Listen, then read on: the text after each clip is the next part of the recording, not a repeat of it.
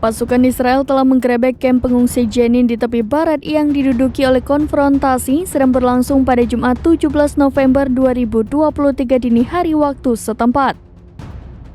Serangan Israel terhadap kamp pengungsi Jabalia di utara jalur Gaza telah terjadi kembali dalam beberapa jam terakhir. Dalam postingan singkat di Telegram, Brigade Qassam mengatakan mereka bertempur bersama semua kelompok perlawanan lainnya di kamp tersebut. Para pejuang Palestina menargetkan tentara Israel dengan tembakan yang keras dan alat peledak. Dari beberapa rekaman yang beredar di media sosial, terlihat asap mengepul di jalan kamp pengungsi Jenin di tengah konfrontasi antara tentara Israel dan warga Palestina. Selain itu, sebuah kendaraan militer Israel diparkir di tengah jalan di kamp pengungsi Jenin. Melansir Al Jazeera, orang-orang masih berada di bawah reruntuhan menunggu untuk diselamatkan oleh tim pertahanan sipil.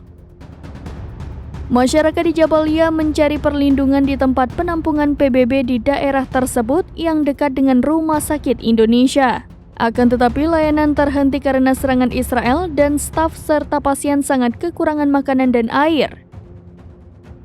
Masyarakat tidak mempunyai jalanan yang aman untuk keluar dari bagian utara jalur Gaza sebab pasukan Israel terus melakukan serangan. Sementara wilayah selatan jalur Gaza yang dulunya dianggap aman bagi para pengungsi juga diserang.